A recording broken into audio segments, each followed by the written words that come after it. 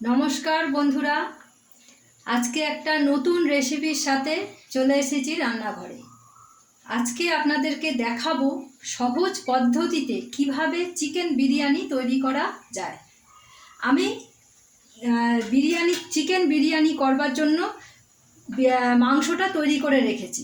মাংসটা যেমন নর্মালভাবে তৈরি করেন, আপনারা মনে করেন হয়তো বিরিয়ানি তৈরি করতে খুব চাপ, এর থেকে দোকান থেকে কিনে খেয়ে নেওয়াই ভালো, তলায় লেগে যায়, পুড়ে যায়।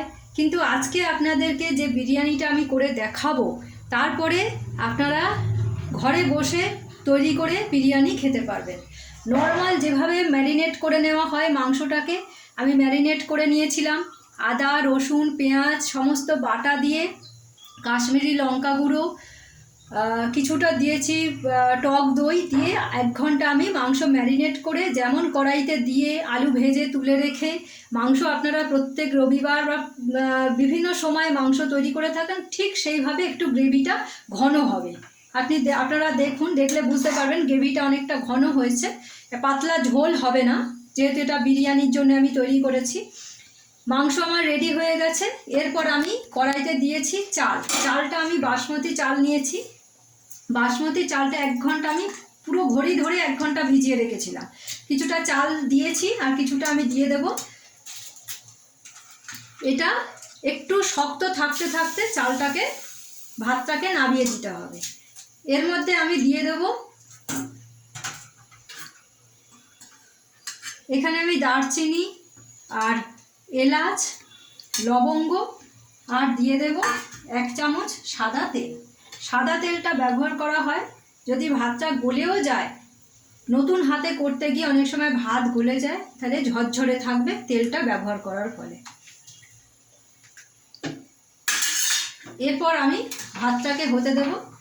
আরও একটা জিনিস এর মধ্যে আমি দিয়ে দেব, আন্দাজ মতো নুন। নুনটা আপনাদের আন্দাজ মতোই দেবেন। এরপর ভাতটাকে আমি ঢাকা দিয়ে দেবো, ঘড়ি ধরে ভাতটা ফুটতে থাকে। আমি এটা ঢাকা দিয়ে দিলাম। এরপর যেসব উপকরণগুলো আমি রেডি করে রেখেছি, এখানে আমি একটা বিরিয়ানি মশলার পুরো সেট কিনেছিলাম। তাতে কেওড়া জল, গোলাপ জল, মিঠা আতর, ঘি, দুধের গুঁড়ো, আমি এটাকে দুধের গুঁড়ো দিয়েই করব, ফুড কালার সমস্ত তার মধ্যে ছিল। আর বিরিয়ানি মশলাটা আমি একটা প্যাকেটের মধ্যে সেট করা ছিল, সেটা আমি কড়াইতে সামান্য ভেজে গুঁড়ো করে নিয়েছি। এরপর আমি করেছি বেরেস্তার জন্য পেঁয়াজ ভেজে রেখেছি, পেঁয়াজটাকে আমি ভেজে রেখেছি। এরপর আমার ভাতটা হয়ে যাওয়ার পর আমি দেখাতে থাকছি কিভাবে বিরিয়ানিটাকে সেট করতে হয়।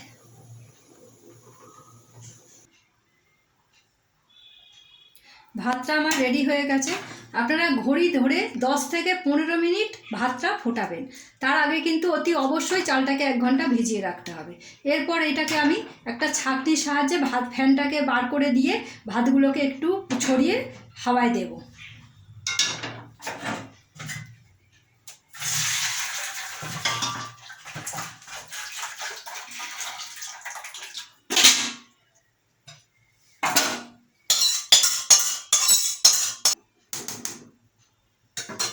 ভাতটা আমি একটা ঝুড়ির মধ্যে দিয়ে ফ্যানটা ঝেড়ে নিচ্ছি।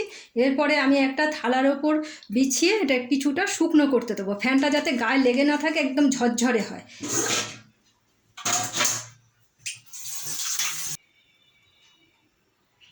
বিরিয়ানির জন্য ভাতটা রেডি হয়ে গেছে, আমি থালায় নিয়েছি, ফ্যানটা ভালো করে ঝাড়ানো হয়ে গেছে।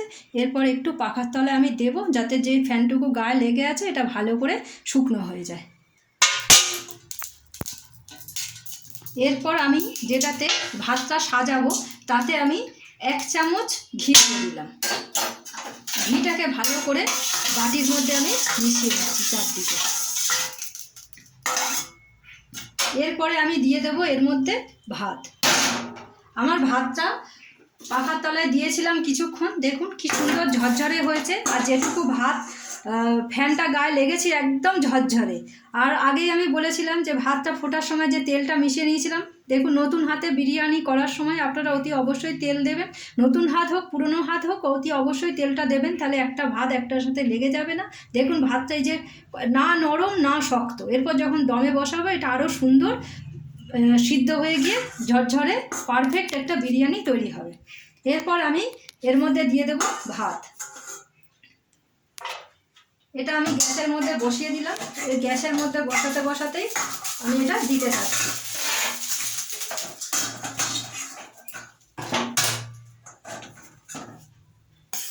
দু হাতা ভাত ঘিয়ের ওপরে ভালো করে আমি ছড়িয়ে দেব।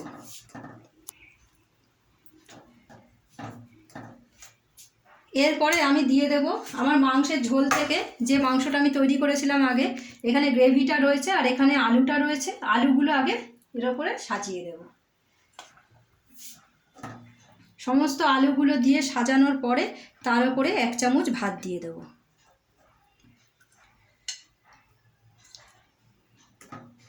আবার এর উপরে দিয়ে দেব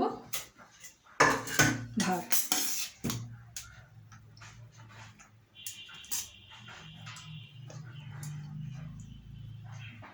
আর একটু দুধ গুলে রেখেছি আমি।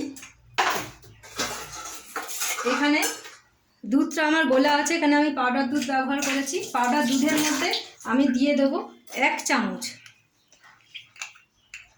এখানে অল্প সামান্য পরিমাণে আমি কেওড়া জল ব্যবহার করছি।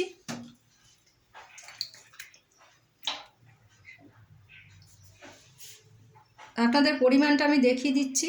চামচে আমি যেটুকু ব্যবহার করছি আপনারা বিরিয়ানির পরিমাণ অনুযায়ী সেইভাবে সেটা ব্যবহার করবেন। এই কেওড়া জল আর গোলাপ জল দুটো দুধের মধ্যেই আমি মিশিয়ে দিচ্ছি। এটা আলাদা আলাদাভাবে আমি দেবো না, সব একসাথে মিশিয়ে নিই। আর মিঠা আতরটা একদম 1 ফোঁটা আপনারা ব্যবহার করবেন, একদম সামান্য। মিঠা আতর অতিরিক্ত হয়ে গেলে এটা একটা উগ্র গন্ধ হবে, বিরিয়ানিটা খেতে ভালো লাগবে না।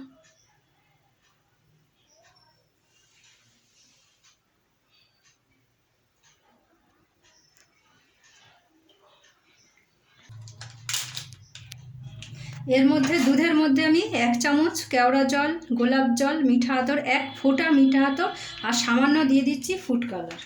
সামান্য ব্যবহার করছি, একদম একটুখানি আমি ফুড কালার দুধের মধ্যে মিশিয়ে নিলাম। তাতেই দেখুন দুধের কালারটা কত সুন্দর চলে আসলো। এরপর এটা আমি প্রত্যেকবারে ছড়াতে থাকবো। এরপরে আমার আলু দেওয়া হয়ে গেছে, আলুর ওপরে আমার ভাত দেওয়া হয়ে গেছে। তারপরে দিয়ে দেবো পেঁয়াজের বেরেস্তা। তারপরে অল্প ভাত দেওয়ার পরে আমি মিঠা আতর, কেওড়া জল, দুধের গোলাটা 1 চামচ করে দিয়ে দেব। খুব সামান্য পরিমাণে এখানে আমি ব্যবহার করছি, আপনারা চাইলে একটু বেশি করেও দিতে পারেন।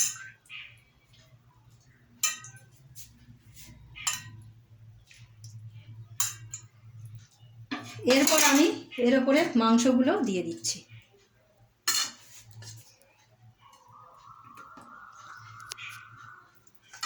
আমি ঘিটা খুব সামান্যই ব্যবহার করেছি।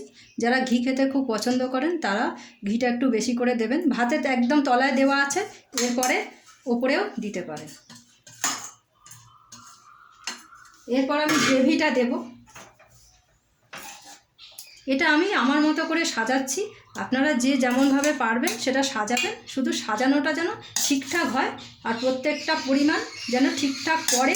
আর বিরিয়ানির জন্য যে উপকরণগুলো দরকার সেগুলো যদি থাকে তাহলে বিরিয়ানি খেতে খুব সুন্দর হবে। এর মধ্যে আমি আবার ভাত দিয়ে দিচ্ছি।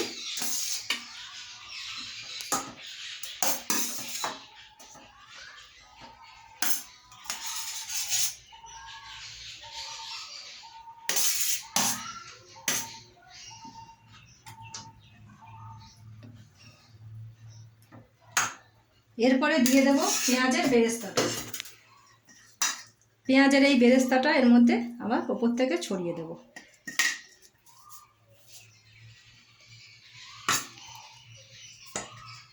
তারপরে দিয়ে দেব আর একটু ভাত।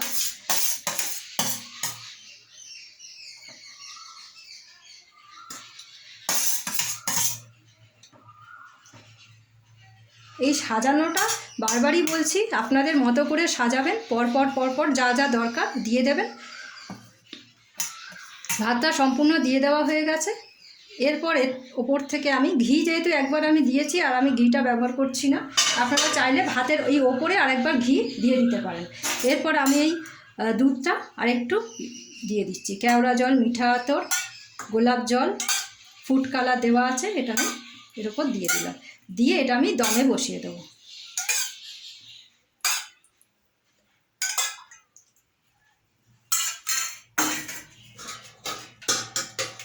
ও তার মধ্যে আমি একটু বিরিয়ানি মশলা ওপর থেকে ছড়িয়ে দিচ্ছি। খুব সামান্য বিরিয়ানি মশলা আমি দিয়ে দিলাম। এটা আমি গুঁড়ো করে নিয়েছি, মশলাগুলো কড়ায় ভেজে শিলে বেটে তৈরি করে নিয়েছি। এরপর যেটুকু গ্রেভি আমার কড়াতে বেঁচে রয়েছে সেইটুকু গ্রেভি আমি এর মধ্যে দিয়ে দিচ্ছি।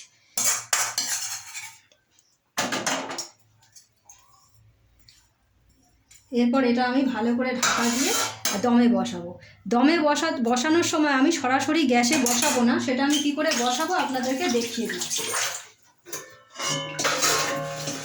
প্রথমে কড়াইতে আমি জল নেব,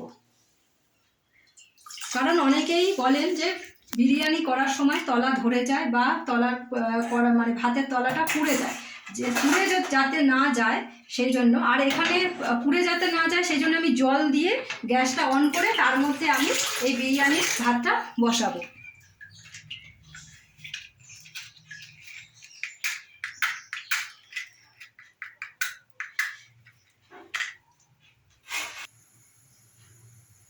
কড়ার মধ্যে জলটা দিয়েছি, গ্যাসটা অনে করা আছে।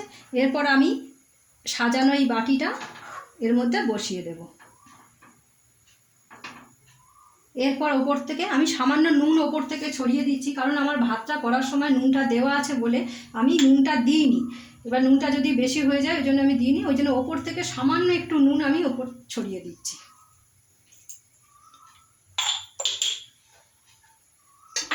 এরপর এটা একদম পুরো ঢাকা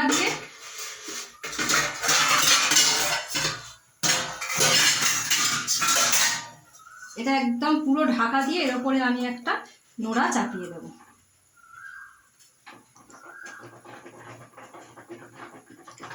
এর ওপরে আমি নোড়াটা চাপিয়ে দিলাম। এটা আমি 15 মিনিট থেকে 20 মিনিট এইভাবে রাখবো, রেখে তারপর আমি নামিয়ে নেব। দেখুন আমার গ্যাসটা অনে দেওয়া আছে আর কড়ার মধ্যে জল দেওয়া আছে। এই জলটা দেওয়ার ফলে কি হবে, ভাবে জিনিসটা তৈরি হবে। এতে তো বাটির যে তলাটা পুড়েও যাবে না, বিরিয়ানিটা খুব গলেও যাবে না। এইভাবে আপনারা বিরিয়ানি তৈরি করতে পারলে ঘরে একদম ঘরোয়া পদ্ধতিতে বিরিয়ানিটা আমি তৈরি করা দেখালাম। আপনারা এই পদ্ধতি অনুসরণ, এটা খুবই সোজা, কোনো ঝঞ্ঝাট নেই। যেমন আমরা মাংস রান্না করি সেভাবে মাংসটা রান্না করে নেওয়ার পরে ভাতগুলো শুধু সাজাবেন। শুধু সাজানোর সময় যে বিরিয়ানির মশলাগুলো বা বিরিয়ানির জন্য যে কেওড়া জল, আতর, মিঠা আতর যেসব জিনিসগুলো দরকার লাগে সেগুলো আপনার হাতের কাছে যদি থাকে তাহলে আপনার ঘরোয়া পারফেক্ট বিরিয়ানি তৈরি হয়ে যাবে।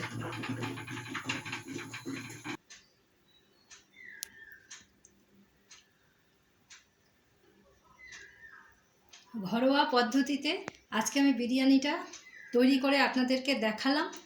আপনারা বাড়িতে এইভাবেই বিরিয়ানি করবেন, এতে খুব চটজলদি করা যায়, এতে কোনো ঝঞ্ঝাট নেই যে বিরিয়ানি করা খুব ঝামেলা, তলা পুড়ে যায়। আমার কিন্তু এই যে বসিয়েছিলাম যেভাবে জল দিয়ে, তাতে একটুও করে নি। আর মানে আপনাদের তো আমি গন্ধও শোকাতে পাচ্ছি না আর খাওয়াতেও পাচ্ছি না, তাহলে আপনারা বুঝতে পারতেন এটা কতটা সুন্দর আর কত সুন্দর খেতে হয়েছে।